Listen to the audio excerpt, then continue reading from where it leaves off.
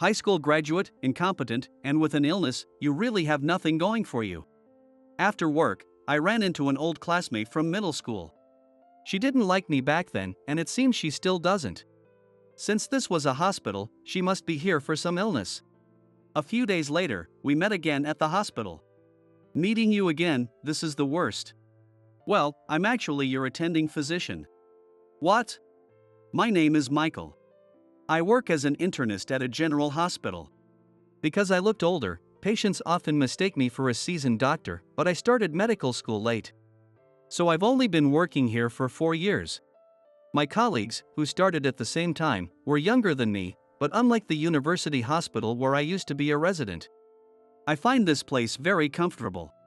Thanks for your hard work on the night shift. As I stretched in my chair, an office worker handed me a coffee in a paper cup. Thank you. After finishing my weekly night shift, I got ready to go home and headed to the outpatient lobby with my coffee. The lobby had an atrium, and there was a bench behind it. From there, you could see the waiting area through the glass. A large tree in the middle of the atrium provided a hidden spot. I listened to the mixed sounds people made, and it helped me relax. I heard indistinct conversations, footsteps, and various other noises. These served as background music as I slowly drank my coffee, finally releasing the tension from work. I had the day off after the night shift. I planned to take a nap and do some laundry when I got home. As I thought about this and was about to stand up, someone called out to me. "What are you doing here?" Looking up, I saw a woman about my age. She was quite attractive, but I didn't recognize her. She looked at me with a bewildered expression. Did I do something to her without realizing it? High school graduate, incompetent, and with an illness, you really have nothing going for you. As I remained silent, she threw even harsher words at me. She seemed to think I was a patient here for a checkup. Do we know each other? If she didn't know I was a doctor here, she couldn't have been a former patient. Was she a medical equipment supplier? Or a pharmaceutical sales rep? I tried hard to remember her, but I couldn't. Maybe you're mistaking me for someone else? She must have thought that I was someone else. I told her that. What? Unbelievable. She said this, turning red, and walked away. What was that about? The woman walked briskly away through the atrium. As I watched her, I saw her start receiving admission instructions at the counter, accompanied by an elderly woman. So she was a patient to be admitted. I wondered why she was so angry, but I tossed my empty coffee cup in the trash and left the hospital through the main entrance. And my day off quickly came to an end. In the end, I spent my day off doing laundry and didn't get around to watching the recordings I had saved. After a break, I always arrived at the hospital a bit early to switch gears. That day, I had a rare schedule of outpatient consultations all day. Regular patients often brought various gifts to the clinic. Today, I received some vegetables from someone's garden and dried fish sent from the countryside. Quite a haul today. A nurse said, impressed as she looked at the pile in the corner of the examination room. I live alone, so this is more than enough for me. Please feel free to take some home. I picked out a few vegetables and homemade dried fish and pickles from the bag and handed the rest to the nurse. Thank you. The outpatient nurses look forward to your days in the clinic. It helps save on grocery bills. Though the extended conversations with patients took longer, it makes it even. She said, glancing at the clock. It was already past lunch break. I did it again. Sorry. I'll be more careful. I have a bad habit of chatting too long with patients, pushing back the schedule.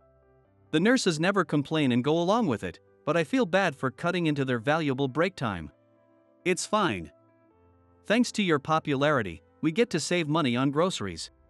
But you might want to treat the single nurses to lunch sometime, they'd appreciate it. Got it, I'll do that.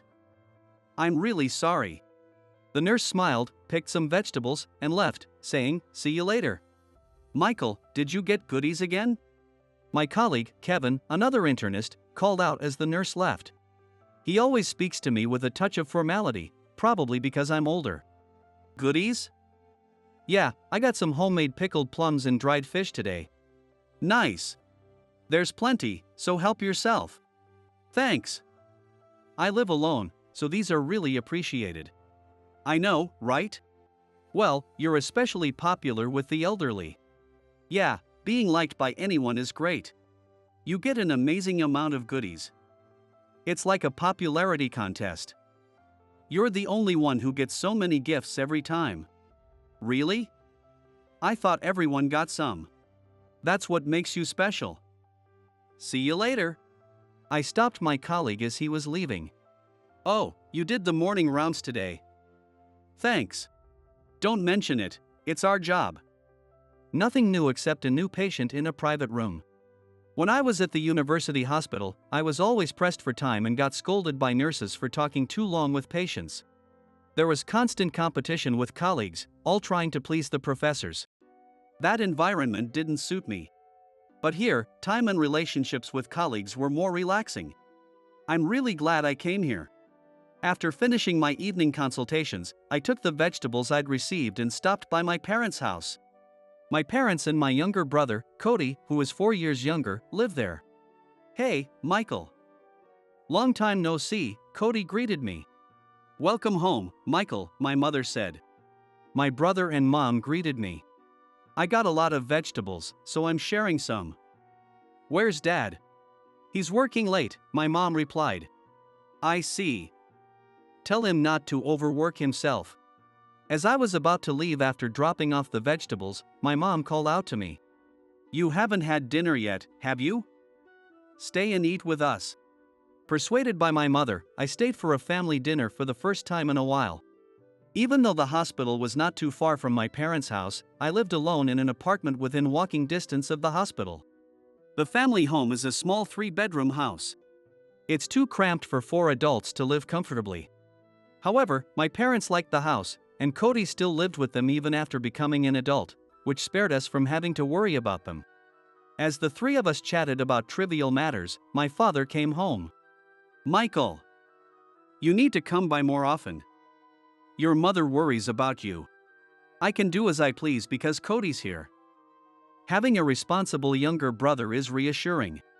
At this, Cody set down his chopsticks with a serious expression. Since the whole family is here, it's a good time to tell you. I'm dating someone with marriage in mind. I'd like to introduce her to you all soon. Your girlfriend? I can't wait to meet her.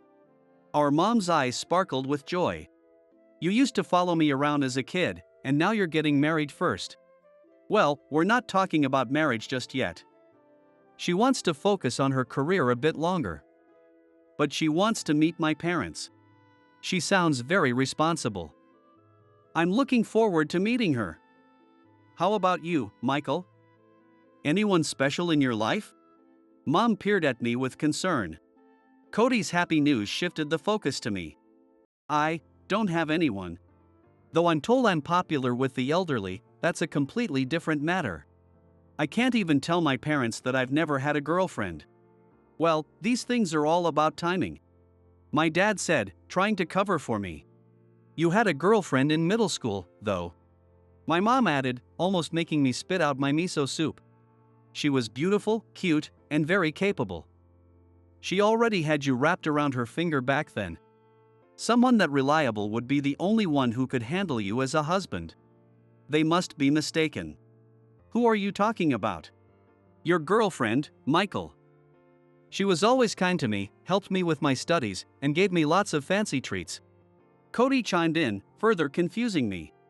I had no memory of the stories they were telling. My dad listened with interest. Her name was... Mom and Cody exchanged serious looks. Dad watched them expectantly. Then they both said loudly, Sarah. Sarah. Have you seriously forgotten your ex-girlfriend? That's a bit cold, isn't it? Michael, even if you got dumped, that's too harsh. The name Sarah echoed in my mind. Sarah. At that moment, the image of the woman I met at the hospital merged with memories of Sarah from middle school.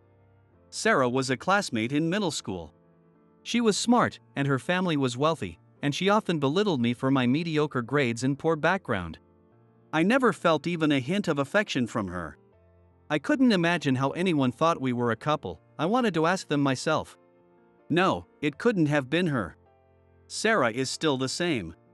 I remembered Sarah storming off angrily at the hospital. Since she was doing the admission procedures, she must have been unwell. Yet, she seemed full of energy. Returning to the ward after 2 days, I received a handover during the morning conference. As I reviewed the charts of discharged and newly admitted patients, one name caught my eye. Sarah. It turns out the patient admitted to the private room was Sarah. Out of all people, I ended up being her attending physician. In the morning, I made rounds to patients needing tests or special procedures, and in the afternoon, it was time to visit my assigned patients' rooms. I went room by room, checking in on each patient. After finishing the shared rooms, I headed to the private room. Sarah, excuse me, I said as I entered the room with a nurse. Sarah was watching TV with earphones on. Sarah, this is Dr. Johnson, your attending physician. The nurse introduced me, and Sarah removed her earphones, looking at me in shock. What? This guy is a doctor?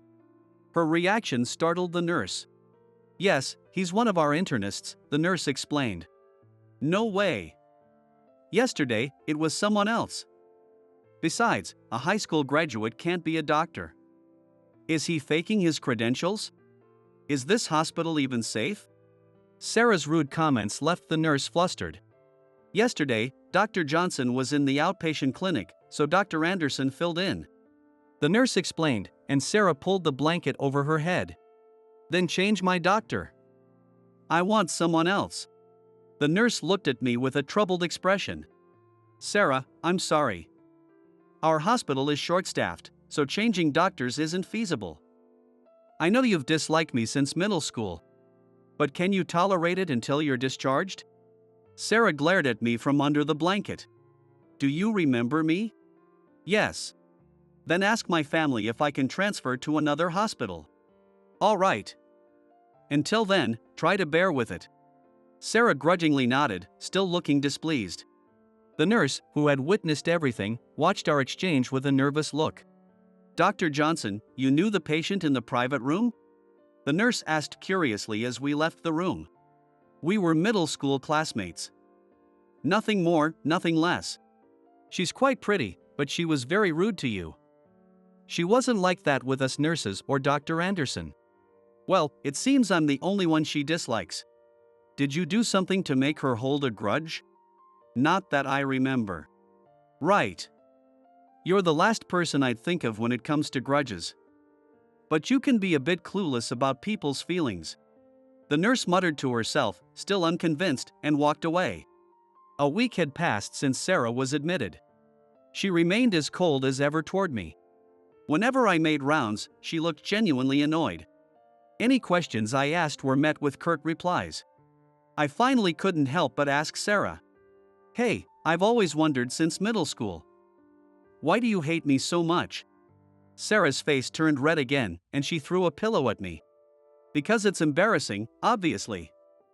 You're such a clueless doctor. Embarrassing? We're just a doctor and a patient. What's there to be embarrassed about? That's exactly it, you idiot. Whoa! Hearing the commotion, a nurse rushed in, looking worried. It's nothing, I said with a forced smile, assuring the nurse that everything was fine. However, as the staff got used to it, no one seemed to care anymore when Sarah yelled at me. I often found myself alone with her, and even if I sought help, everyone pretended not to notice. Sometimes, I even got scolded, being told, Sarah is irritable because of you, Dr. Johnson. Confused, I consulted with my colleague, Kevin, who sympathetically said, Michael, you're too oblivious. It's obvious to everyone. Am I the only one who doesn't understand why Sarah is annoyed? Or am I the cause of her annoyance? My frustration didn't subside, but something else was bothering me. I noticed that no one had come to visit Sarah since she was admitted. But I wasn't on the ward all the time. So maybe I just missed them. Feeling nosy, I decided to check the visitor log at the nurse's station. No one has visited her. When I went to Sarah's room, she was always alone, watching TV with her earphones on. Even though she could play the TV out loud in a private room, she seemed to want to shut out the outside world. There was never any sign of other people. Hey, no one's visited Sarah, right? What about her clothes? Despite knowing it wasn't my business, I asked a nurse during her break. "Are you curious?" The nurse gave me a knowing smile. "But it's true. No family or friends have visited. Someone looked like a housekeeper came once to drop off her essentials. And she seems to be doing her own laundry at the coin laundromat." The nurse quickly turned serious. "It's sad that even her family doesn't visit. Sarah is kind and considerate to the other staff, despite her coldness towards you." "I see." It bothered me that she was only cold to me, but I started to feel sorry for her loneliness. There is a garden with a gazebo on the hospital grounds. The garden is reserved for inpatients, where people often go for walks or engage in rehabilitation with physical therapists. It's also a shortcut from the outpatient clinic to the wards, so I occasionally pass through. That day, as I walked across the lawn, stumbling slightly, I spotted Sarah sitting on a bench in the gazebo, which was unusual. "Hey, it's almost time for rounds. You should head back to your room," I called out to her. She looked up at me with an annoyed expression. "When can I be discharged?" "Oh, I need to discuss that with your family, but they seem busy." Sarah laughed cynically. "Busy? Maybe. They don't care about me. Spending time on me is a waste to them." I sat down next to her. "They don't care? You had top grades in middle school. You always boasted about your parents praising you. That was just a front. They never praised me. They always told me to be like my brother. Even if I scored 99, they'd say, 'Your brother got 100, you're not trying hard enough.' When I got into a higher-ranked university than him, they told me to know my place. I realized I didn't belong at home, so I moved out as soon as I got a job." "You went through a lot. You were rich, smart, a student council president, and highly regarded by teachers. You seemed like the perfect student. Turns out, there's more than meets the eye. Stop pretending to understand. I don't need your pity. You grew up in a close-knit, poor family, never being denied by your parents. You can't possibly understand my struggles. And now you feel sorry for me because no one visits. Well, maybe a little. That makes me angry. Being pitied is the most humiliating thing. Sorry. I honestly didn't know what to say to her. I realized that she had maintained her self-worth by comparing herself to me. As if seeing through my thoughts, Sarah added, "I validated myself by comparing myself to you. But honestly, I was just jealous. That's why I often visited your house." "Wait, you came to my house?" "Yes, when you weren't there." "Seriously?" I was surprised. I had no idea she had been visiting my house. When I visited, your mom would always make rice balls for me as a snack. You know, since I always ate fancy meals prepared by the housekeeper. I craved simple homemade food. Well, I didn't know that. That's why I looked forward to your mom's rice balls. In exchange, I gave your brother some of my snacks. I would do origami with Cody and help him with his homework. We got along well." "I see. That's why Cody said she was kind to him." "I see. It's nice to learn more about you." Sarah's face turned red. "Did I say something to upset you again?" I braced myself for her reaction, but she said nothing. The silence made me feel increasingly embarrassed. "Hey, Just as I was about to say something, Sarah stood up and walked away, leaving me behind. "Dr. Johnson, you got turned down by a pretty lady, didn't you?" Somehow, the incident in the garden had become a rumor throughout the ward. Despite their busy schedules, Sarah's parents eventually came to the hospital for a discussion about her treatment. They seemed to put on a good face, being polite and attentive during my explanation. I explained the treatment plan and reviewed the schedule leading up to her discharge. Afterward, her parents were about to leave. "Aren't you going to visit your daughter?" I didn't miss the brief look of annoyance on Sarah's mother's face in response to my question. However, she quickly masked it with a fixed smile. "Of course, we'll see our daughter before we leave." "Right, dear?" Her father remained silent, following her lead. Eavesdropping isn't good, but I was concerned about Sarah. Feeling uneasy, I lingered near Sarah's room. Then I heard yelling, you're such a disappointment compared to your brother. Stop being such a burden." The door then slammed open. "Ah!" Sarah's mother stormed out with a furious expression and nearly bumped into me. "Excuse me." I apologized, but they brushed past me without a word. "Wait, please. Your daughter is sick and scared. No one chooses to get sick. Calling her a burden is unfair. Please show her some compassion." I tried to stay calm as I spoke. I knew it was none of my business and that Sarah would be angry with me, but I couldn't hold back. "This is a family matter. It doesn't concern you, Dr. Johnson," her father said dismissively. "She went to a better university than her brother out of spite. She's inconsiderate and selfish. She left home on her own. And now she expects us to deal with this. We've had enough." With that, they walked away. A week later, "Dr. Johnson, hurry." I was called to Sarah's room. Although she had been recovering well and her discharge date was set, her condition suddenly worsened. "Stay with us, you're going to be okay." I wasn't sure if Sarah could hear me as she struggled to breathe. "Her family is here," the nurse announced. "Sarah." The only person who had come was Sarah's grandmother, who had accompanied her during admission. Today, she was escorted by a housekeeper. When her grandmother held Sarah's hand, her eyelids fluttered slightly. "Don't worry, Grandma is here with you." "What about the rest of her family?" "We couldn't reach her parents or her brother." "I see." Once the treatment was complete and her condition stabilized, Sarah's grandmother stayed by her side for a while. Sarah remained asleep the entire time. "Ma'am, we should head back soon, it's almost curfew." The sun had set without me noticing. "Excuse me, do you not live at home?" "I live in a nursing home. It's far away, so I can't visit my granddaughter often." "I see. Dr. Johnson, please take good care of my granddaughter." "You can count on me."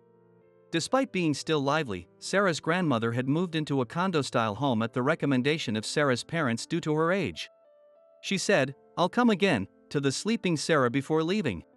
The next day, Sarah seemed perfectly fine, as if yesterday's events never happened. "Grandma came to visit, didn't she?" She looked happy reading a note left by her grandmother at her bedside. "See, you do have family who cares about you." When I said that, she snorted. "I'm sorry for being so mean to you in middle school."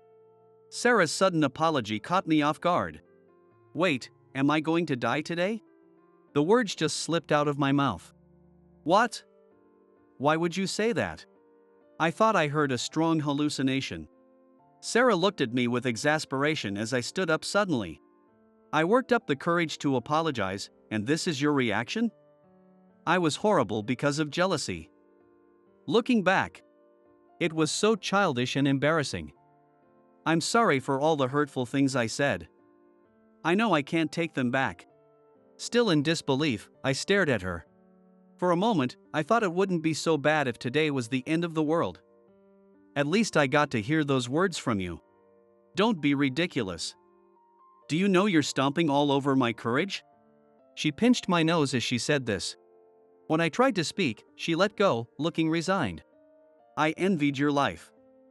You seemed so privileged, wealthy, and carefree. My mom was a single parent, and before she remarried, we struggled financially. Even after she remarried, my stepfather was often ill and couldn't work much. So, I aimed to support my family financially. You weren't related by blood to your father? Yet, you all seemed so close. Sarah looked puzzled. Cody is my stepfather's son, so we aren't related by blood either. I see. Blood ties aren't everything, are they? I didn't need to be so fixated on it. Sarah smiled softly, a smile I'd never seen before. And it made my heart race. I took a deep breath to calm myself. Maybe so. My biological father was abusive, which is why my mom divorced him. My stepfather was a kind and gentle man who raised us well. He treated us equally, so much that you didn't notice the difference. I didn't know all the details as a child, but I remembered crying in front of my biological father and my mom comforting me, scared. My stepfather raised us well, but I still held back.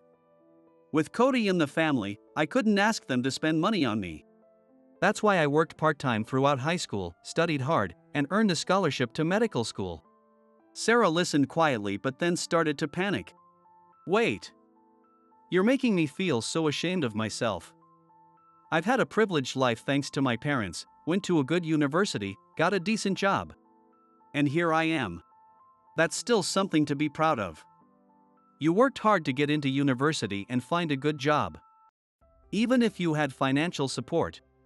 It's not fair to overlook the struggles you faced or the hurtful comparisons made by your family. Thank you. Sarah smiled at me, and my heart nearly stopped. I had been worried for a while, but Sarah continued to recover and her discharge date was set. I'm going to cut ties with my family when I get discharged. This illness marks the start of my second life. Sarah declared, as if convincing herself. From now on, I'll live my life without being tied down by family. I've never had a family and never will. She looked resolute yet sad as she smiled. But you have your grandmother who rushed over from the nursing home. I reminded her. Sarah nodded, looking relieved. That's true. And you have me too. What? Don't make me say it again. Let's be a family. I felt my face burning with embarrassment. Sarah stared at me in disbelief. My face grew hotter and sweat trickled down my back. Are you serious? I thought you hated me. She hugged me tightly, almost making me lose my balance. I steadied myself and supported her. Would you be part of my family, including my stepfather and Cody? Yes. When we announced our engagement at my parents' house, my mom said, "So, you two were still dating?" And Cody exclaimed, "You got back together," which made no sense. My father's words, "make her happy," carried weight, and I felt determined. After finding a new place, we immediately brought Sarah's grandmother to live with us. Now, Sarah, her grandmother, and I live together. Soon, we'll be welcoming a new family member. When our child is born, we'll shower them with as much love and support as possible. Our child will definitely be happy. With that hope in mind, I looked at Sarah, who was smiling gently beside me. Hey, you think you can mess with my sister and get away with it? You better make this right. One day, I found an incredibly beautiful high school girl who seemed weak in the park. I took her to the hospital. And when she said she had no place to go, I decided to take care of her at my place. However, not long after, a black luxury car pulled up in front of my apartment, and the intercom was pressed repeatedly. Terrified, I cautiously opened the door to find a tough-looking man, who clearly had connections to the underworld, standing there. I want the girl back. He demanded, his veins bulging on his forehead. Without much choice, I was taken to a mansion. My name is Alex. I've always loved books, and that's the sole reason I became a librarian. Honestly, it doesn't pay much, but I find immense joy in being surrounded by the books I love every day. One morning on a day off, a high school girl in uniform wandered into the library. Her strikingly beautiful features and long, sleek black hair caught my eye, and I couldn't help but stare at her. Watching her read was like a scene from a movie. While organizing the shelves, I kept glancing at her and even misplaced books several times. She spent the entire day reading until closing time. The next day, I resolved to do better, reflecting on my mistakes from the day before. I messed up a lot yesterday. It's Monday, so she shouldn't be here today, and I need to stay focused. But to my surprise, she showed up again shortly after the library opened. She's in her uniform. Maybe there's a temporary school closure? She stayed until closing time again. And the same thing happened the next day, and the day after that. She spent the whole day at the library for 5 consecutive days. By then, my colleagues started murmuring, "She's here every day." What's going on with her school? It's October, a time with no major holidays. Her continuous presence at the library seemed unusual, suggesting she had some reason to be there. Curious, I finally decided to talk to her. "Hey, you're in high school, right? Are you a student at Siren High?" She looked scared, quickly stood up, and ran out. I chased after her, but she was too fast, and I lost sight of her. After that day, she never returned to the library. I couldn't help but wonder how she was doing. There was nothing I could do since I didn't know her name or how to contact her. I could only hope she was safe. 3 days later, while heading home from work, I took a detour due to road construction. I saw a girl in uniform sitting on a bench in the park. That's the high school girl. I rushed over and said, "Hey, you're the girl from the other day, right?" Startled, she covered her face with her hands and said, "No, don't look at me." Her hair was a bit disheveled, and her uniform seemed a little dirty. Worried, I asked, "What's your name?" She hesitantly replied that her name was Emily. "Have you been sleeping here? What about your parents?" Clinging to my arm, she begged me for help. "Please, don't contact my parents or the school." Emily's face was very pale, and I became even more worried. Even though October has had many warm days lately, it could get cold at any time. Moreover, a high school girl sleeping in the park in her uniform is obviously very dangerous. But if I lecture her now, she'll probably just run away from me again. So, I nodded silently and decided to listen to her story. "All right, I understand. Just calm down." Relieved, Emily let go of my arm but immediately collapsed on the bench, unconscious. "Emily, are you okay?" I shook her and called her name repeatedly. But she didn't respond. Panicking, I called an ambulance. The ambulance arrived shortly after. When the paramedics asked about my relationship with Emily, I hesitated for a moment. Emily seemed to have reasons for not wanting her parents or school to be contacted. But if I said I was a stranger, they might investigate and contact her family anyway. So, after a brief hesitation, I lied and said I was her brother and accompanied her to the hospital. Fortunately, Emily wasn't seriously ill. According to Dr. Smith, she hadn't eaten anything for 3 days, which caused dizziness and anemia. I told Dr. Smith that my sister had been dieting recently to avoid suspicion. Since I couldn't just leave her, I stayed by her side until she recovered. After a night of intravenous fluids, she was feeling much better and thanked me profusely. "I'm sorry for all the trouble. Thank you for not telling the hospital staff the truth and for covering the costs. I'll definitely pay you back. Don't worry about the money. But what are you going to do now? Are you planning to sleep in the park again?" When I asked out of concern, she looked down and fell silent. I sighed deeply. "Is going back to your family still not an option?" "No." "I see. How about staying at my place for now?" "What?" Realizing how that sounded, I quickly added, "Oh, I mean, it's not like that. I just can't let you sleep in the park again." Emily laughed softly at my flustered explanation. "I understand. I'll take you up on your offer, then." She nodded and smiled. We went back to my place, where I let her take a shower while I cooked a simple meal. It was just some vegetables and meat stir-fried together, but Emily seemed very happy and ate with gusto. That was delicious. It's been a while since I've had a warm meal. I'll cook tomorrow to thank you. Can you cook? I'm looking forward to it then. Well, don't expect anything fancy, she said with a shy smile. Since she would be staying for a while, I bought her some basic necessities, though she insisted on wearing my clothes instead of new ones. "I feel bad about you buying clothes for me," she said, wearing my oversized shirts, which made my heart race a little. Living with Emily brought unexpected joy to my previously dull life. Every morning, she greeted me with a bright smile, "Good morning." We'd have breakfast together, and she'd send me off to work with a "have a good day." And when I came home, she'd welcome me with a welcome back. We'd watch TV and chat in the evenings, and while we didn't share the same bed, we slept in adjacent rooms. These everyday moments became so much more enjoyable with her around. Wait, have I always smiled this much? As someone who had always been engrossed in books, I used to have a rather stoic expression. But lately, I found myself smiling all the time. I even caught myself humming while working or walking home, which was surprising even to me. My co-workers seemed to notice the change in me, often teasing, "Did something good happen? Alex, you look so happy lately. Did you get a girlfriend?" During this time, I realized something important. I love her. I want to be with her forever. But right now, I'm acting as her guardian. And she's still in high school. With everything considered, I couldn't bring myself to confess my feelings. One day, perhaps tired of waiting, Emily crossed her arms and asked me, "So, what do you think of me?"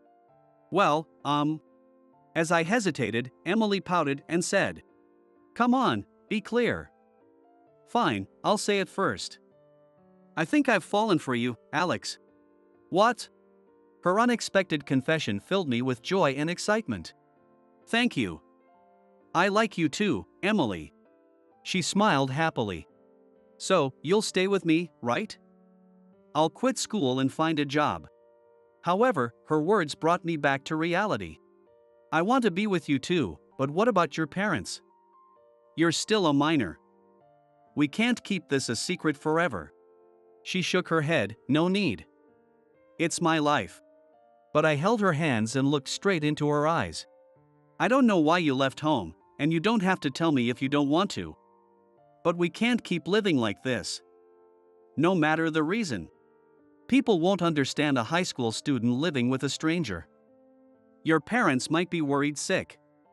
At least let them know where you are." However, she still shouted firmly, "No," and stopped me. "Absolutely not. If we contact them, you will get hurt." "I'll get hurt?" I was momentarily scared, but I realized it would be worse if something happened later. "It's okay. I'll apologize with you. Don't worry about me." After much persuasion, Emily reluctantly agreed to call her father. "I'll come home tomorrow, and I'll bring the person I'm with." Hearing the loud commotion on the other end of the line made me very nervous. But I knew this was necessary for our future together, so I braced myself. The next morning, exactly 1 week after taking Emily in, a black luxury car pulled up in front of my apartment, and the intercom buzzed loudly. Terrified, I opened the door to find a tough-looking man, who immediately threatened me. "Hey, give us the girl." As I froze, Emily came out behind me and yelled, "Timothy, what are you doing here?" Seeing her in my oversized sweatshirt, Timothy's face turned pale, and he grabbed my collar. "What have you done to her? You'd better be ready to take responsibility." He clearly misunderstood our relationship. Emily quickly stepped in to stop him. "Stop, Timothy. He's the one who helped me." She glared at him and demanded, "Anyway, how did you know I was here?" Then, Timothy, who had seemed so confident just a moment ago, suddenly became quiet and started to stammer. Emily sighed and said, "That must be Dad's doing." "All right, I'll handle it." She went back inside to change into her uniform, then returned. Still confused, I asked her cautiously, "Is your father?" Emily nodded, understanding my question immediately. "Yes, he's a gang boss." "That's why I didn't want to tell you." I replied with a strained face, "Yeah, I figured." But Emily pressed me, "You'll come with me to apologize, right?" I took a deep breath and nodded. Since I had taken her in, I knew this moment might come. I changed into my best suit, got into the waiting car, and headed to her family home with Emily. Her father greeted us, nearly in tears, and hugged her tightly. "Emily, I was so worried when you disappeared. I thought you were kidnapped." I was stunned by his unexpected doting nature. Noticing my surprise, her father turned to me with a sharp gaze. "I heard you were living with my daughter. You must have had some serious intentions to do that, right?" He pressed closer to me. The difference between his expressions for his daughter and me was so stark that I broke into a cold sweat from fear and anxiety.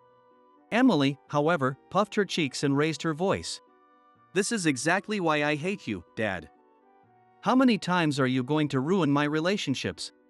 Later, I learned that Emily's father would intimidate any boy who got close to her by saying, "You better be serious about my daughter," scaring them all away.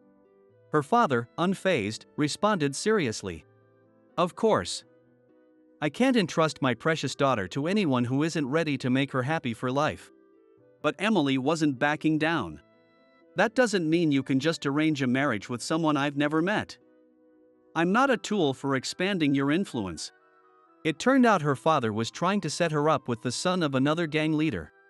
Her father, with a grim expression, replied, "Ordinary people can't understand our world. All the boys who were close to you left, didn't they? It's best for you to be with someone who shares our life." Hearing those words, Emily looked down and bit her lip, trying to hold back her tears. Watching this exchange silently, I suddenly felt a surge of anger. Forgetting the fear I had felt earlier, I shouted angrily at her father. "Are you even a father? Children aren't property." She nearly died from dehydration and starvation after spending 3 days in the park. Why can't you see how serious she is?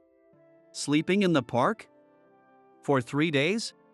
Her father's face turned pale, and he spoke in a trembling voice to Emily. "Emily, why didn't you call?" Emily looked him straight in the eyes and replied, "I wanted you to see how serious I am. I choose my own happiness. I won't marry someone you chose for me." I was impressed by her courage but was floored by her next words. "I'm going to marry him," she said, pointing at me. "What?" I blurted out involuntarily. Timothy, who had been silently listening beside us until now, glared at me intensely and said, "I knew it." I hastily responded, No, I didn't do anything. She's still a minor." But Timothy's expression remained suspicious. Meanwhile, her father said, "That's good to hear. I'll compensate you for hosting my daughter for a week, but I want you to stop seeing her." He took a wad of cash from his wallet and tried to hand it to me. However, I shook my head and declined. I don't need such things. But now that I know the situation, I can't just stand by and do nothing. If you intend to keep binding her, I can't let her go back to this house. I will make her happy," I declared firmly. Emily looked at me with tearful eyes and said, "Alex." Seeing this, her father laughed and said to me, "Okay. You've got guts. If you're prepared to take responsibility for Emily's life, then take her with you. I'll leave my daughter in your hands." Her father delivered the ultimatum to Emily. "If you really want to be with him, go ahead. But our family ties will be severed. You will never be allowed to return." Timothy, listening nearby, quickly intervened. "Boss, you don't have to go that far." But her father silenced him with, "She'll be happier living a normal life." Emily and I bowed our heads in gratitude. "Thank you. But please, at least attend our wedding as her father. She deserves to have you there on her big day." Her father, looking somewhat softened, replied, "Fine. I promise to be her father until I see her in her wedding dress," and instructed Timothy to bring the car around. Emily looked a bit reluctant, but her father turned his back quickly and said, "I'm not seeing you off. Go now," before heading back inside the house. I noticed the sadness in her father's expression for a moment, feeling a twinge of guilt, but I got into the car. Timothy drove us back to the apartment and gave me a stern warning again. "Remember, no touching her before the wedding. Got it?" "I understand. I promise." I made Emily promise to finish high school, and I continued to act as her guardian until then. During that time, I introduced her to my parents and informed them about our engagement. Although they were shocked that my fiancée was a high school girl and a gang's daughter, they accepted our determination to support and love each other, and gave us their blessing. Finally, the day of Emily's high school graduation arrived. Right after the ceremony, we moved to a small church on the outskirts of town to hold a modest wedding with only close family present. As promised, Emily's father attended the wedding, walking her down the aisle and handing her over to me. "This is goodbye. Take care," he said before leaving the church. We hurried after him, but he got into his black car and drove away. After that, we lost contact with him, and his former home was eventually cleared. Later, we learned that he had dissolved the gang group he had inherited, as the organization was collapsing. He had left to start a new life somewhere else. Emily sometimes remembered her father and cried, but she would smile bravely and say, "We shouldn't interfere with his decision. I'm going to be a mother soon." A few years into our marriage, we were expecting a child. As I gently patted Emily's belly, I murmured, "When our child is born, let's hire a detective to find your father. Even a stubborn man like him would want to see his grandchild. You really are brave," Emily said with a slight smile, placing her hand over mine. "But I'm glad I chose to be with you." Meanwhile, I continued working as a librarian. Not long after our child was born, while I was continuing my usual work as a librarian, an unexpected person walked into the library. And I was stunned. It was Emily's father who had entered. He sat down and started reading a book with a serious expression. Seeing the book's title, I understood his situation. When he tried to leave at closing time, I ran after him and called out, "Sir, it's you, isn't it?" He turned around, startled, and tried to escape. "Please, don't run away like your daughter did," I said, grabbing his wrist. He stopped, resigned. "My shift is over. Why don't you come see Emily? We had a son recently." His eyes flickered with emotion, but he said, "No, I'm too busy." "Aren't you free?" "But right now, you're unemployed, aren't you?" I said, pointing to the book in his hand. It was a job hunting book, and today was a weekday. It was easy to tell that he was currently unemployed. Then he asked, "Please don't tell Emily." He has tried to find a new job since then, but his gang background and age have made it difficult for him. I don't want Emily to know about this pathetic situation.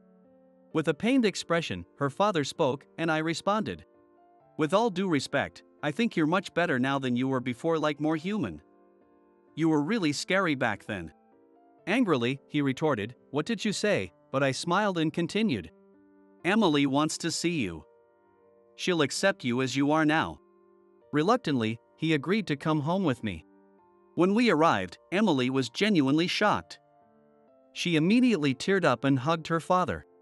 "Dad, where have you been all this time?" Her father, too, teared up as he embraced his daughter. After that, we all started living together. He helped with housework and taking care of his grandchild while continuing his job search. I helped him with his resume and interview practice, though I found myself constantly critiquing him. "Your handwriting is too messy on this resume. You don't need to write perfectly, but at least make it legible. During the interview, you need to smile more warmly. Not with that scary smile. Your voice is too intimidating. Try speaking more gently."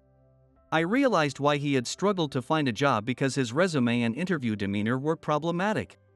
Thanks to my advice, he eventually secured a job at a company. Unlike before, he now spends his days following instructions from his superiors, but he finds the work enjoyable. "It's so fulfilling to do work that helps others," he said one evening after returning from work. Emily smiled warmly and said, "I'm glad you've finally become a decent person, Dad. Now you can proudly be my child's grandfather." When I questioned the other party's attitude during the business meeting, Emily looked perplexed. "In a business setting. Is this your first time, Henry? You have to brush off this kind of joke when it's for a woman." Her excuse-like tone made me want to scratch my head. "Oh, sorry. Just kidding. It was a joke." Emily looked puzzled at my words. "A joke? About what?" Seeing her confusion, I revealed the truth. "I'm not a newbie assigned to sales." Emily's eyes widened at my revelation. "My name is Henry. I'm 42 years old. Currently, there is a young, attractive woman in front of me. Her name is Emily. She's 29.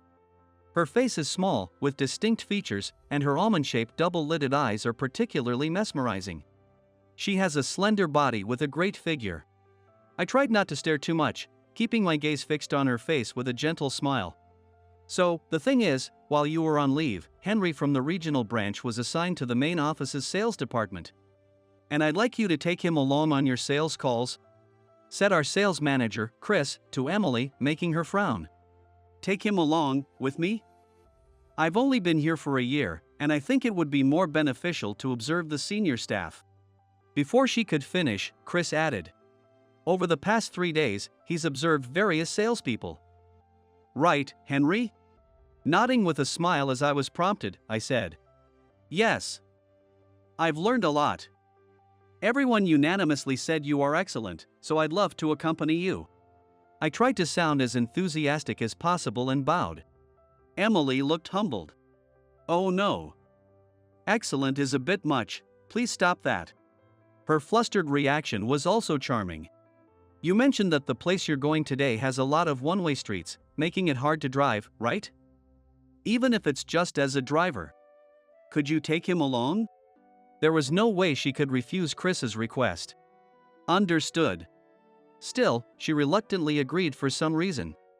I'm sorry for taking 3 days off at the beginning of the new fiscal year. Lowering her long eyelashes, she looked apologetic. Chris smiled kindly. Taking paid leave is your right as an employee. If you're not feeling well, don't hesitate to take it. Just don't overdo it. Her face seemed relieved at his kind words. Thus, I was allowed to accompany Emily, the promising young ace, on her sales calls. I sat in the driver's seat of the company car and adjusted the seat position. She hesitated a bit, but when I placed my bag on the passenger seat, she looked relieved and got into the back seat. As I started the car slowly, I made some light conversation. Well, I was happy about the promotion to the main office, but I never thought I'd be transferred to a completely different department at my age. You must have been surprised, right? An old guy like me as a newbie. When I glanced at Emily in the rearview mirror with a light-hearted tone, her eyes widened. A completely different department. I nodded. I was in accounting at the branch office. From a dull accounting job to our company's glamorous sales department, I was really shocked. I said with a laugh, and her face lit up. Accounting. You were in accounting? I actually wanted to be in accounting. Her words made me raise my eyebrows. Really? And yet you were assigned to sales. You must have been outstanding during training. That's amazing. When I said that, she looked down. I'm not that great. Her voice sounded downcast, so I smiled to encourage her. Sales is the star department of our company.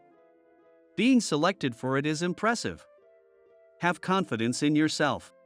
However, Emily's expression didn't brighten. Just then, we entered a narrow alley.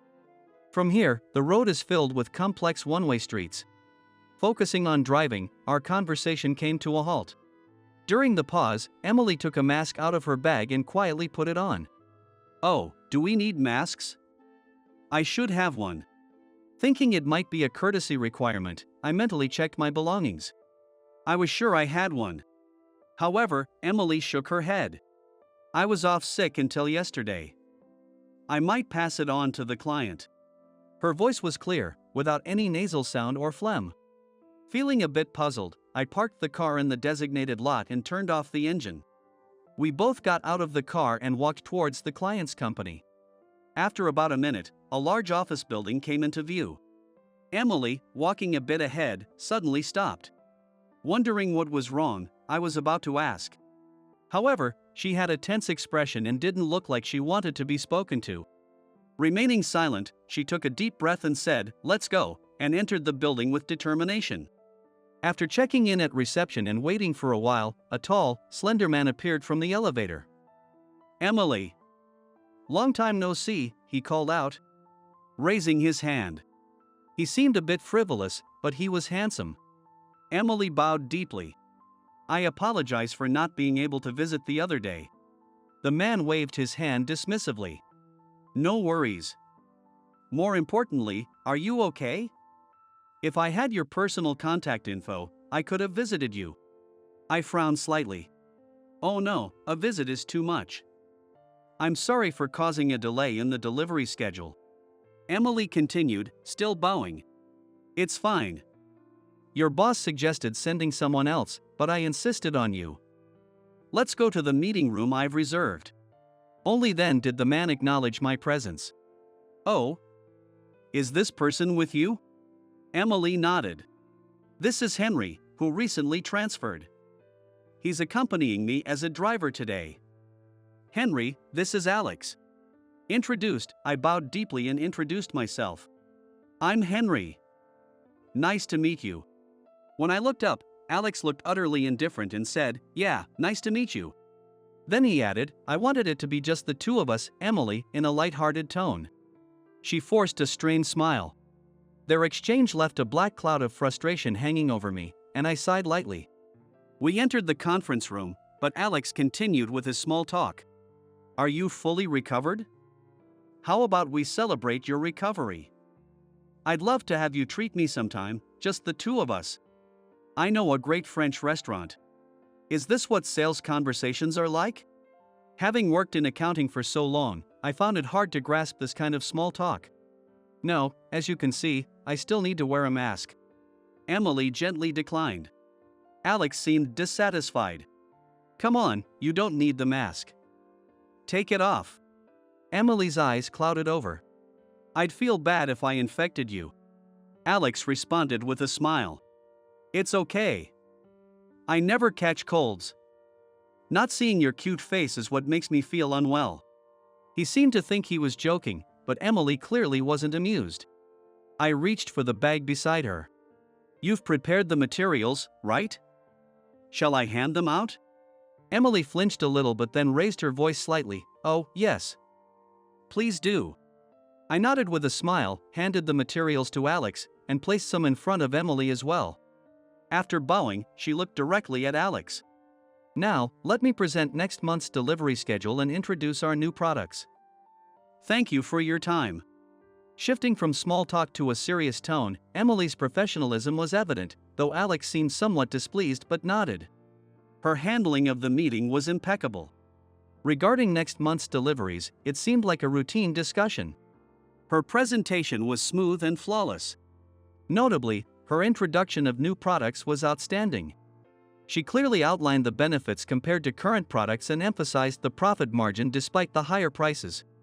Any questions were answered promptly without even looking at the documents. It was proof she had thoroughly studied the materials. After completing her explanation, Alex seemed inclined to consider her proposals positively, signaling the end of the meeting. But then, Emily, you lack assertiveness. Alex's comment made the room freeze slightly. I think you should use the assets you have. If you did, you'd have me wrapped around your finger. Unable to bear his lecherous gaze, I stepped in. What assets are you referring to? My blunt question made Alex frown. What? Feigning ignorance, I smiled. If there are such assets, I'd love to know. Alex's face darkened with annoyance. Never mind, it's not important. As his mood soured, I stood up abruptly. My apologies. Shall we go, Emily? We have a tight schedule ahead, right? Emily, startled by my abruptness, stood up as well, her eyes wide. Oh, yes. She stammered. I bowed deeply to Alex and said loudly, Thank you very much for today. It was very educational, and turned to leave. Ah. Well, excuse us. Emily hurriedly followed me out of the conference room. Wait, hold on. I thought I heard Alex's confused voice, but we kept walking, bowing to the receptionist and briskly heading to the parking lot. Once in the car and out of the maze of one-way streets, I let out a big sigh. Wow! What was that all about? Emily knitted her eyebrows in confusion at my question. What do you mean? Her confusion was evident. I mean Alex's attitude. It looked like harassment to me. Emily's eyes widened for a moment, then she quickly looked down. In that brief moment, I thought I saw her eyes glisten. Oh, that's an exaggeration, that's normal. I opened my eyes wide in disbelief. Normal? What's normal about that? Asking for a private dinner, wanting to visit you when you're sick, and staring at you, that's not normal. She remained looking down. Not normal? Her shoulders were trembling slightly.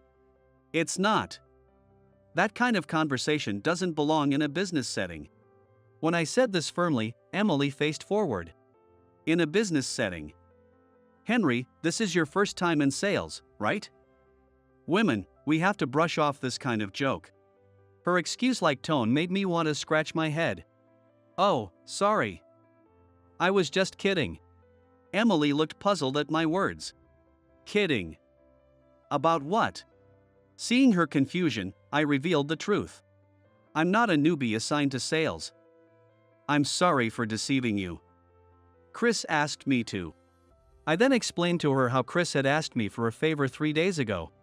3 days ago, I started my new role at the main office, making rounds to greet each department. And in the sales department, I reunited with a familiar face. Henry. Long time no see. It's been 12 years. Welcomed by a beaming Chris, I felt my eyes water as I bowed deeply. Chris, it's an honor to see you. I heard you became the sales department manager. That's impressive. Chris laughed and patted my back. What are you saying? You're younger than me, and you came back as the accounting manager. I scratched my head at his words. Accounting isn't popular. They needed someone for the young leadership policy, and I was just the right fit, though I did work hard. 12 years ago, I worked at the main office and was transferred to a newly established regional branch. The accounting department consisted entirely of part-time employees, making me effectively the head of accounting there. I lamented what seemed like a clear demotion. During that time, Chris, who was the ace of the sales department back then, encouraged me. Despite often having interactions with the sales department over receipts, our company's sales department was the star while accounting was a dull and unremarkable department. There was a tendency to look down on us, making interactions with sales uncomfortable. But Chris was different. He treated me kindly and often took me out for drinks. Not charging it to the company but splitting the bill, he laughed at my seriousness, but it seemed that was one of the things he liked about me. Chris encouraged me, saying, "It's not a demotion. It's a chance. Prove yourself there and come back to the main office with a managerial position." Even though I wondered how an accountant in a regional branch could achieve that. You were never afraid to tell us, "This isn't an expense, this restaurant won't work, that's wasteful, thanks to you." We couldn't spend as freely as before, and our expenses went down. Didn't that contribute to the company's profit? His words made me realize. Even in accounting, I could contribute to the company's profits. It wasn't a dull job. That's what the ace of the sales department taught me. I continued working at the regional branch while obtaining my tax accountant certification. With a better understanding of taxes, I could help with tax savings and improve accounting efficiency. We no longer needed the outsourced tax accountant, making it highly cost-effective for the company. Those achievements, combined with the company's policy of promoting younger employees, allowed me to return to the main office as the accounting department manager. Of course, in this company where sales is the star department, accounting is female-dominated with high turnover. Which is why there was an open position for me. While I believe my skills still need improvement, a manager is still a manager. Chris welcomed me with a smile. He glanced at a particular desk and frowned slightly. Be happy about becoming a manager, but keep a close eye on your subordinates. Otherwise, you might crush young talent. His ominous words made me sit up straight. Is something wrong? When I asked, Chris led me to the conference room. It seemed like a topic he didn't want to discuss. Once inside, he told me about a young woman. She had been assigned to the sales department due to her excellent training results and beauty but had recently been struggling with her health. Whenever someone asked if she was okay, she insisted she was fine, but she always seemed distressed during sales calls. She refused any offer of accompaniment. She had been taking more sick days, leaving everyone unsure how to help. Is she off today too? Chris nodded grimly at my question. Then, how about I accompany her? Chris looked surprised at my suggestion. If I say it's because I'm a newbie and want to learn, she won't be able to refuse, right? Maybe she thinks she can't rely on her superiors. Chris let out a slight groan, saying, there might be something to that. While putting his hand to his chin and thinking, I might be able to figure something out by accompanying her, and even if I don't, maybe she'll open up to a newbie during casual conversation. I wanted to help Chris, but he gave a wry smile. What about your own department? I realized he had a point. Right. I'll get permission from Mr. Owen, maybe for a few hours. When I bowed, Chris returned the gesture respectfully. I'll also talk to Mr. Owen. Please do this for me. With that, I bowed deeply again. When I finished my story, Emily's eyes widened. So, you're actually the accounting department manager? Yes, sorry for deceiving you. Today is actually my first time observing a sales job. I apologized again. Emily shook her head. No. I'm sorry for causing trouble to Chris and even to you, Henry. Her words made me sigh. There's no way it's a bother when a valuable subordinate is in trouble. It's more painful if you don't ask for help. But your health issues aren't just a cold, right? Emily hesitated but then nodded slightly. I'm receiving medication from a psychiatrist, but sometimes I just can't get up in the morning. She explained that it always happened on days when she had to visit a company where Alex was present. Once I fall ill, it's hard to recover. I'm sorry. It's nothing serious. I just need to be stronger. Her words made me furrow my brows. Why do you think that way? Emily's eyebrows drew together. Because I've always been told, with a face like mine, I shouldn't take teasing so seriously. They said it's because I take things too seriously that things go wrong. She seemed to have struggled with her appearance since childhood. Especially someone like me, they said I shouldn't rely on my superiors. Now that I'm an adult, I should solve things on my own. Her words pained me deeply. Your appearance has nothing to do with it. It's the manager's job to take responsibility and solve problems when something happens. Please, talk to us. Emily's voice trembled with tears. What should I say? If I take such casual remarks seriously and complain, they'll just call me paranoid. Suggesting business dinners or asking for my personal contact information could just be their way of wanting to build a smoother business relationship. It was painful to watch her struggle. You've been told that in the past, haven't you? Tears finally spilled from Emily's eyes, large and glistening. If I just endure it, everything will be fine. My performance isn't bad. I'm contributing to the company. I just need to be stronger. I sighed softly. I'll report this to Chris along with my observations. I actually recorded a bit of our conversation. Emily turned pale at my words. Don't worry. I won't make a big deal out of it. From my perspective, it was harassment, and it's understandable that you're struggling. But Chris might see it differently. I just want to confirm. Emily seemed to wrestle with her emotions silently for a while but eventually nodded slightly in resignation. And then, 2 weeks later. Emily, have you finished the check? I asked, and Emily looked at me with a bright smile. Yes. There were no mistakes. Seeing her lively expression, I couldn't help but smile back. That day, when I returned to the office and reported to Chris, he was furious. But then he immediately turned his anger inward. I should have been more attentive. She's so beautiful, it's not surprising things like this happen. I assumed she had no worries because she was so talented and chosen for the top sales role. That was my mistake. He blamed himself for not noticing his subordinate's distress. This is one of the reasons why I like Chris. I suggested to him that Emily be transferred to the accounting department. Chris thought long and hard. He pondered for a week. Surprisingly, Emily was one of the top 3 performers in the elite sales department until recently. Reluctant to let her go, he thought it over thoroughly. However, her performance had declined due to her health issues, and most importantly, her initial preference was the accounting department. After much deliberation, Chris recommended her transfer to Mr. Owen. In her place, a young man from the accounting department who admired the sales department was eagerly transferred and is currently being trained hard. Though he seems to be enjoying it.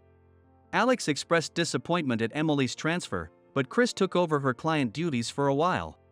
Chris laughed, saying Alex was terrified of dealing with the former super ace. One day, as I left the office on time, I heard quick footsteps approaching from behind. Turning around, I saw Emily, slightly out of breath. Do you have some time after this? Having gotten through the busy end and start of the month, today marks the beginning of being able to leave work on time. There's no denying that. Is there something bothering you? I asked, and Emily smiled. Can we discuss it at the restaurant? I straightened my posture slightly and nodded. Emily chose the restaurant.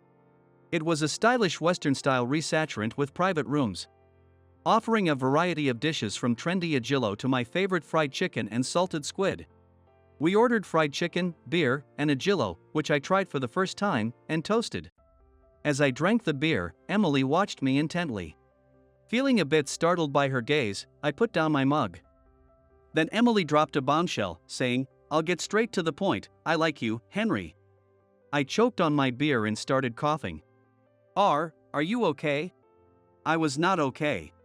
There was no way a beautiful woman a decade younger than me could like me. Don't joke around. Still coughing, I said, but she shook her head. I'm not joking. I know you don't have a girlfriend or a wife, right? So? I raised my hand to stop her from continuing. Please, stop teasing this old man. I don't have much immunity to it, especially since I was just dumped. In reality, while at the regional branch, I grew close to a part-time employee. However, when my transfer to the main office was confirmed, she decisively ended things. She wasn't willing to leave her hometown. You had a girlfriend, that's a bit shocking. But that means now is my chance, right? Her sudden assertiveness was surprising, so I glanced at her beer mug. It was still nearly full. I'm not drunk. I'm serious. Chris told me, you better hurry, there are many women eyeing him, so I had to make my move. I was astonished to learn that Chris had been encouraging her. Chris knows too? When I confirmed, she nodded with a smile. Yes. He told me to ask him to be our matchmaker. I held my head in my hands. Is it not possible? This isn't a joke or impulsiveness. Among all the men I've met, you're the one I trust the most. No one makes me feel as safe as you do. You were the first to look past my appearance and acknowledge my struggles. I had tried hard not to stare, but was that enough to be the one she wanted? With her tearful eyes pleading with me, I couldn't bring myself to refuse. I gulped down my beer in one go. After being dumped, I thought I was done with marriage, but you never know where fate will lead you. Honestly, I'm still healing. And I never considered you a romantic option due to our age gap. But maybe we could take things slow. Trying to show some adult composure and not appear desperate. I replied, but she tapped the table impatiently. I want to get married soon. I can't wait. Trying to maintain my composure was one of the hardest things I had ever done in my life. And several years later. It hurts, but I'll do my best. It hurts. Holding Emily's hand as she endured the pain, I encouraged her with all my might. You can do it. I can't do much but cheer you on, so keep going.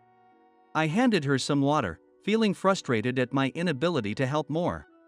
Since that day, we nurtured our love and got married. Now, at my age, I was about to become a father. Chris, who indeed served as our matchmaker, had asked for a photo of the baby as soon as it was born. Today, he has the day off from work. I wonder if he is eagerly waiting for it. As Emily bore down, Dr. Smith instructed her to relax, and soon, our tiny baby let out a vigorous cry in the doctor's hands. Tears naturally welled up in my eyes. Thank you. Emily, thank you so much. Expressing my gratitude, Emily smiled tiredly. I'm happy to having your baby. I'm sorry it was so hard. Indeed, she had gripped my hand tightly and clung to me, saying she wanted to give up. But it wasn't hard at all. Whatever you did to me, it wasn't hard, compared to what you went through.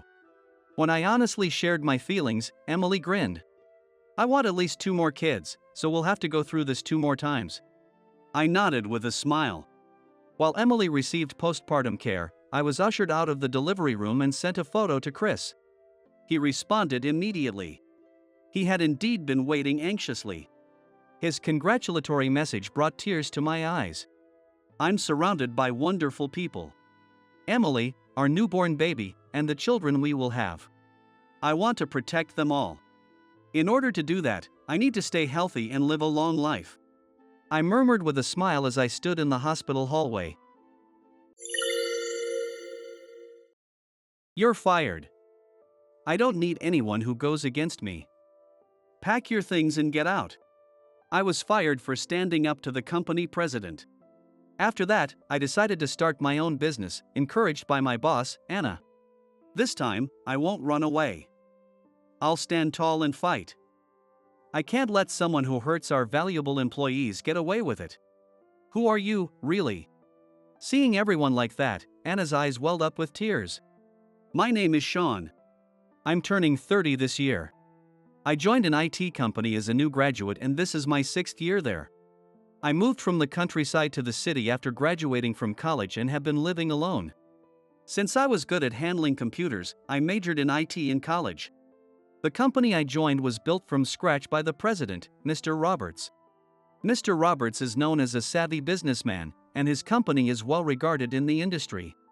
At first, I was proud to have joined such a prestigious company as a new graduate. I was also excited about the new life that awaited me. However, reality was not so easy.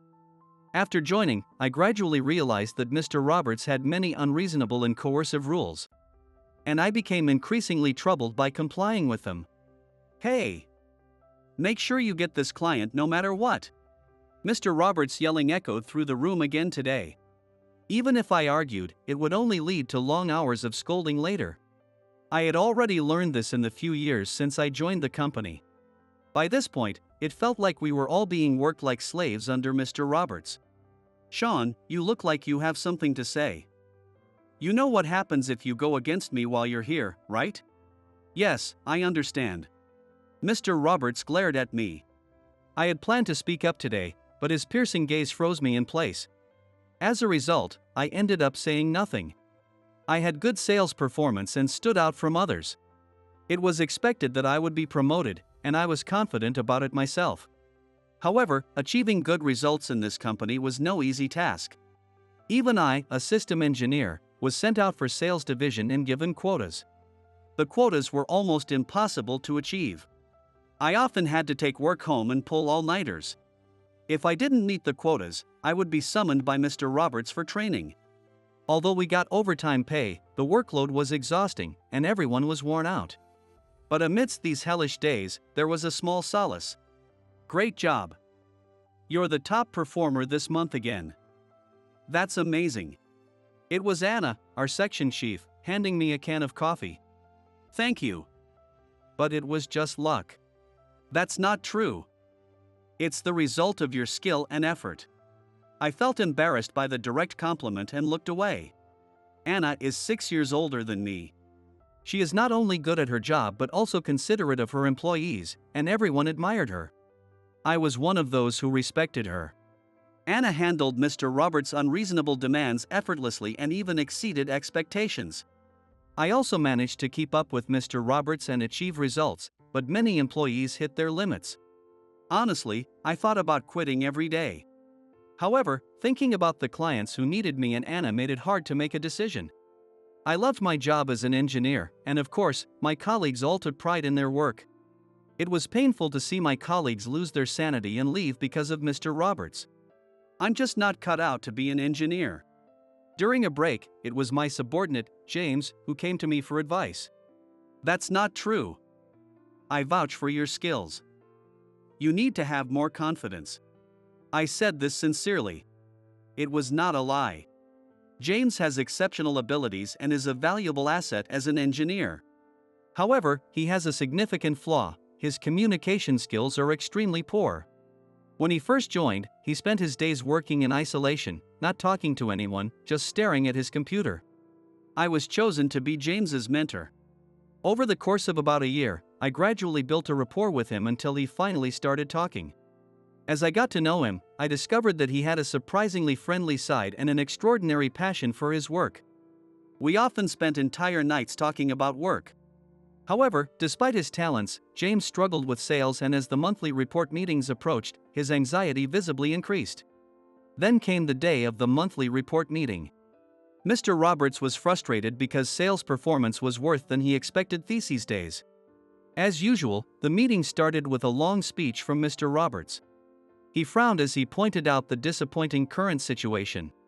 Sometimes he mixed in his old war stories and boasts, and depending on his mood, he would single someone out for a public scolding. I really hated this part. It felt no different from bullying.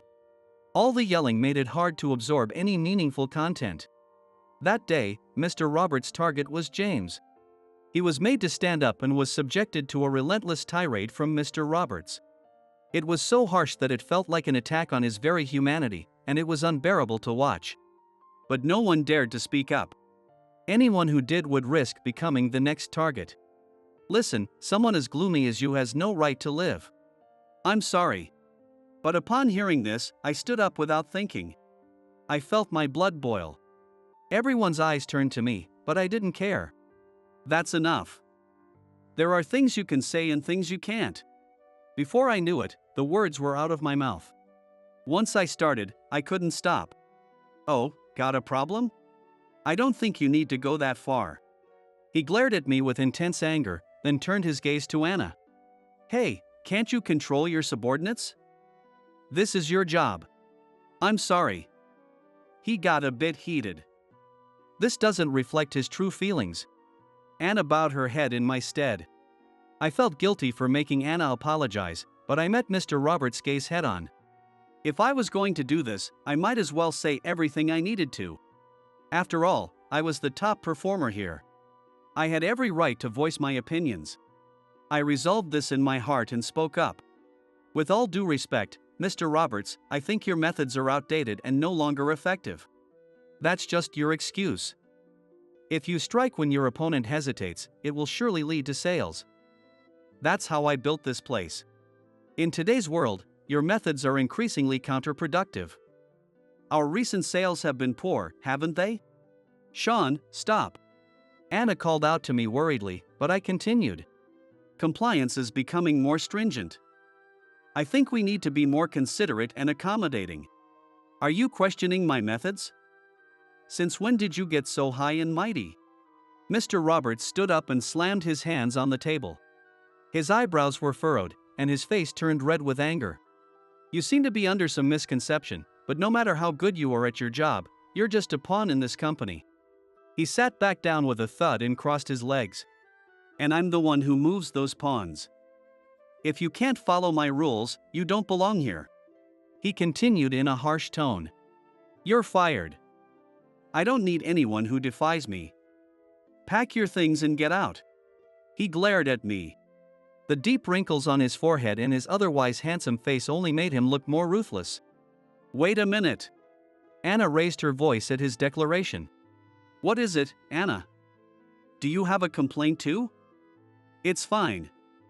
Anyone who questions me isn't needed here. No matter what, it's too harsh to fire someone on the spot like this. Mr. Roberts interrupted Anna with a smug grin. This happened because of your poor supervision. I'll need a report later. He then completely ignored me and started flipping through his papers.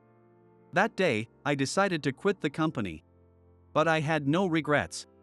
I would have regretted it more if I had abandoned James in that moment. After finishing the resignation procedures, as I was about to leave the company, Anna called out to me, and I turned around.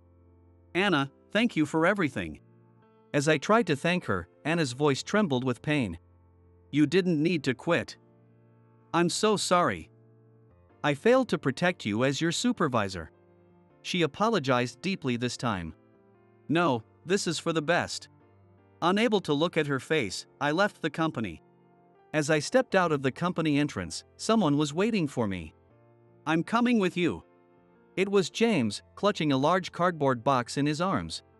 Knowing him, there was no point in trying to change his mind. Are you sure you want to come? Absolutely. And so, we left the company together. We started working as freelance engineers. However, freelancing proved to be far more challenging and unpredictable than we had imagined. We quickly realized how valuable the company's brand name had been. Some months, our earnings surpassed what we made as employees, but other months, they were significantly lower. The lack of stability meant living in constant fear of running out of savings. Yet, working with James and supporting each other made those days fulfilling. 2 months after quitting my job, I received a call from Anna, and we arranged to meet at a cafe. Are you off work today?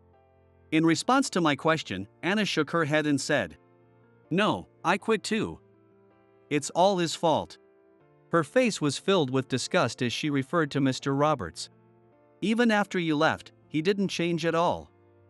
He continued to treat employees like pawns, using them up and throwing them away. Anna's face contorted with frustration. I can't believe someone like him can be a president. Someone like you should be in his place. I thought I could endure it. But I couldn't stand his methods anymore. So I quit. Hearing her words, I was struck with a sudden realization. I had been thinking about this for a while.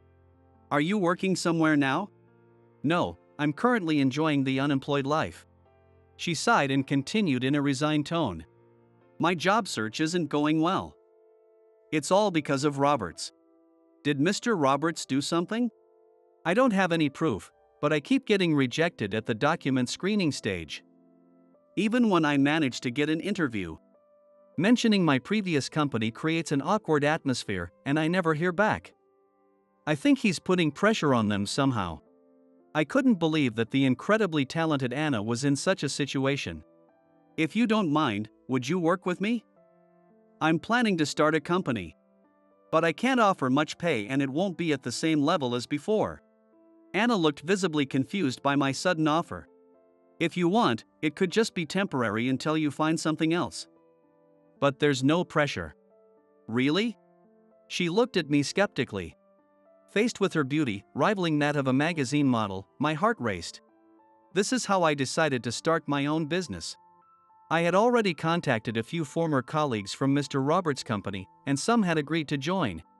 Everyone supported the idea enthusiastically. And Anna also agreed to work with us. With Anna's arrival, the previously gloomy atmosphere of our group became lively and bright. Despite being only 30 years old, she had risen to the position of section chief at Mr. Roberts' company.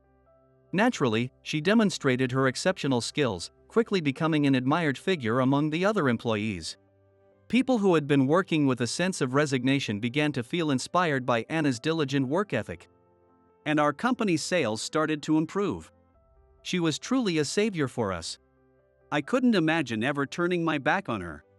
As I watched her intently focused on her computer, my thoughts must have shown on my face because James spoke up. You look happy. What are you thinking about?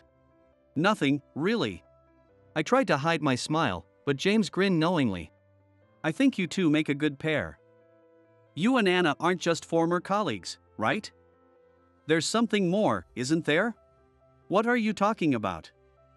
There's nothing going on. Even though I denied it, I probably had a silly grin on my face. Well, a beauty like Anna would never go for someone like you, Mr. Evers. His words, though cheeky, were hard to argue with. I felt a self-deprecating laugh escape me, adding to my sense of emptiness. 3 months after starting the business, our efforts had begun to pay off, and I was starting to feel more confident in my role as president. Sales were steadily increasing, and everything seemed to be going well. Until he showed up. Hey, get the person in charge of this gloomy company out here. It was a typical Monday morning, and I was leisurely checking my emails. Suddenly, a thunderous shout pierced through the silence. I rushed to the reception area to see what was happening. Well, long time no see, Sean. To my surprise, Mr. Roberts had shown up unannounced. Looks like business is booming. Did you pull some strings? His mocking tone was laced with disdain. No, it's because our team worked hard. I heard Anna's working here now. That's right. We've improved a lot thanks to her efforts. Mr. Roberts raised his eyebrows and then said something outrageous. Why did you hire her? I heard she was having trouble finding a new job when we ran into each other, so I offered her a position. That's all. Fire her. Mr. Roberts' eyes were filled with anger, making him look like a wild beast. I tried to hide my trembling as I asked why. What do you mean? I mean, I don't like that she's working somewhere else without my approval. And you, Sean, should become one of our subsidiaries. I'm sorry, but I must decline both. She is a valuable asset to our team, and we want her to continue working with us. Please leave. No matter what you say, we won't comply. Just because you've gained a bit of power, don't get cocky. Fine, have it your way. You'll regret this. Unable to contain his anger, Mr. Roberts kicked a nearby trash can and stormed out of the company like a whirlwind. But as he predicted, I soon began to regret my defiance.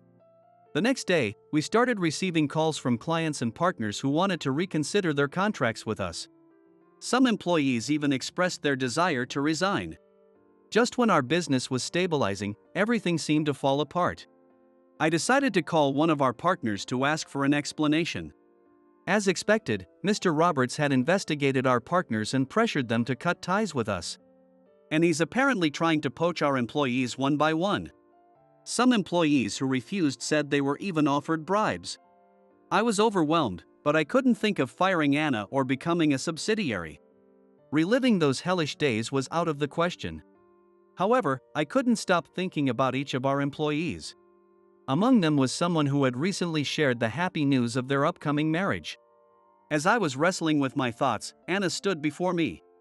Her expression was resolute, as if she had made up her mind. "This is my fault. Please, let me resign.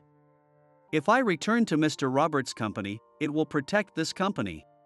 But you are the president. You need to prioritize the company." Interrupting my protests, she scolded me. As I was at a loss for words, we heard hurried footsteps and the door burst open. "Anna, you can't quit. There's no reason for you to leave." Employees who had somehow heard the news started crowding around us. Encouraged by their support, I looked Anna in the eye and said, "Everyone is right. There's no need for you to quit. But this situation is entirely my responsibility as the president." I clenched my fists with determination. This time, I won't run away. I'll stand tall and fight. I can't let anyone who hurts our valuable employees get away with it. That's right. Let's show them the strength of our company. If we don't give our best now, when will we? Inspired by my words, James and the other employees raised their fists in solidarity. Seeing everyone's determination, Anna's eyes seemed to glisten with emotion. With the team united, we started visiting each client that had severed ties with us. We faced numerous rejections and were often turned away at the door. Many were too afraid of Mr. Roberts' influence to even consider working with us. Still, we persevered, bowing our heads and gradually finding new partners. The pressure from Mr. Roberts was immense, and at times, it seemed like our company's survival was at stake. But no one complained, and everyone kept working hard. I focused on what I could do, diving into system development and sales. Thanks to everyone's efforts, our sales began to climb, and we celebrated together when we reached our highest annual sales. Around that time, the system I developed became a massive hit. It caught the industry's attention, and we were flooded with contract requests. As the company found its footing, Anna brought me a can of coffee late one night, just like old times. Facing Mr. Roberts as an equal. Who are you, really? It wasn't just my effort. It was because everyone worked hard together. I placed my finger on the tab of the can of coffee. I felt a sense of triumph over our battles with Mr. Roberts. One day, shortly after arriving at work, I noticed a commotion at the reception. When I rushed over, I saw Mr. Roberts. However, unlike his usual arrogant demeanor, he seemed quite troubled. "Is there something you need again? Please, come back to our company. The gap left by you and Anna has been significant."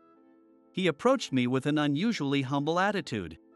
"Please, I'm begging you. Ever since you two left, our sales have plummeted and we can't manage our workload. I realize now how indispensable you were." As I was about to refuse, Anna appeared. From a distance, I could see James looking worriedly at us. I am not the same person I was back then. I have a place to protect. And there are many people I need to protect. I steeled myself and faced Mr. Roberts. "Ah, Anna, I've been waiting for you. I was wrong. Please come back." Mr. Roberts almost bowed his head, practically groveling. "I'll double your salary, whatever it takes. Just come back." Despite his past underhanded actions, Mr. Roberts still held considerable power in the industry. His company's scale and his reputation were immense. It seemed strange for someone as talented as Anna to continue working at a small company like ours. I awaited Anna's response, but she remained calm and said, "I refuse." Both Mr. Roberts and I were taken aback by her unexpected reply. "Mr. Roberts, I appreciate that you recognize my abilities. But it's not about the money," Anna continued with a stern expression. Seeing Anna quietly burning with anger, I sensed that something significant was about to happen. "Please stop interfering with us. I apologize for everything. Please, I'm begging you." Mr. Roberts looked at Anna with pleading eyes, but seeing our firm resolve, he finally gave up and left. For a while, a heavy atmosphere hung over the office, but Anna clapped her hands to dispel it. "All right, let's get back to work." Sean, don't you have a meeting? You'll be late if we don't get moving. Everyone, let's get ready.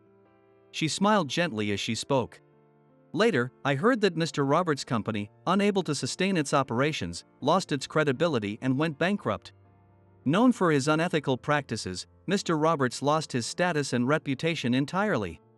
He tried to make a comeback until the very end, but Mr. Roberts' misdeeds had become widely known among industry peers, resulting in even banks refusing to deal with him. As soon as his company went under, we stopped seeing Mr. Roberts around our company as well. Rumor has it that he now works multiple part-time jobs from morning till night to pay off his remaining debts. However, his pride as a former president caused constant conflicts with his co-workers. As a result, he frequently changed jobs, and now no one knows where he is.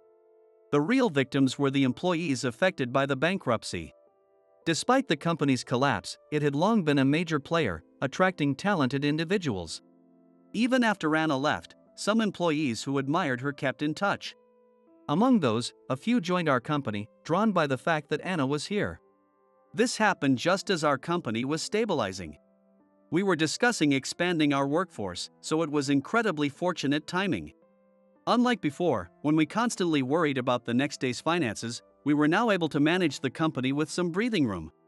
Remember when Mr. Roberts barged in and asked you to come back? I've always wondered why you turned him down. Why, you ask? Simply because I didn't want to work for him anymore. I couldn't help but give a wry smile at Anna's words. Well, yes, but I've always wondered why you decided to stay with our company.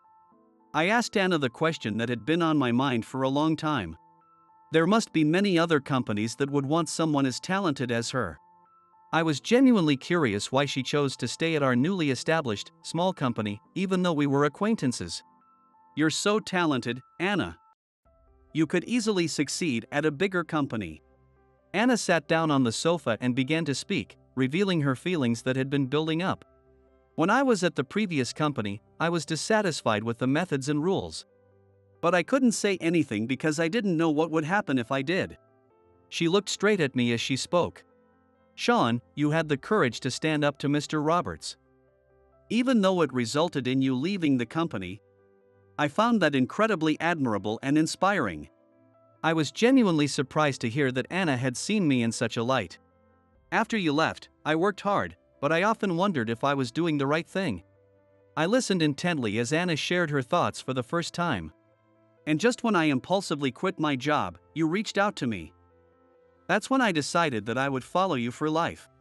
Hearing Anna's story, I felt a bit embarrassed but also relieved to understand her feelings. Thanks to the daily efforts of Anna and the other employees, our company's performance continued to improve. Eventually, we even reached one of our long-term goals of becoming a publicly traded company. Through it all, I was deeply grateful to the employees who had stuck with us from the difficult early days. Additionally, there was another significant change in my life. Sean. Today, I want to hear your answer. Anna looked at me with her already large eyes widened even further. During our usual work discussions, Anna would often bring this up, almost like a routine. I had always managed to deflect and evade the topic, but today, I couldn't escape. As I scratched my head, trying to figure out how to handle the situation, Anna suddenly stood directly in front of me. I want to know clearly. How do you feel about me, Sean? I won't move until you tell me. She puffed her cheeks adorably as she said this. I think you're an amazing person who is good at your job and liked by everyone. In reality, I admired her much more than that. She was talented, beautiful, and never arrogant. Her dedication and compassion for others had slowly drawn me to her. However, I didn't think someone like her would ever be interested in a clumsy president like me. So, I kept my feelings to myself, determined to act as just another employee. But being confronted like this made my resolve waver. Seeing through me, she smiled gently. That's not all, is it? I knew. Her face lit up with joy. I felt my face flush with heat. When I started this company, I was desperate. I feared that I would hate myself if I didn't succeed after leaving Mr. Roberts. When our company faced bankruptcy due to his pressure, I often regretted standing up to him. I wondered why I had to go through such hardships. Many sleepless nights passed with these thoughts. Yet, there were people who watched over me during my reckless pursuit. Even someone like me had people who believed in and followed me. Meeting an incredible woman like Anna and gaining irreplaceable colleagues like James made it all worth it. I wanted to keep pushing forward toward our goals without losing sight of what truly mattered. Anna, would you like to have dinner with me tonight? For now, I'll start by opening up about my feelings to the woman blushing in front of me.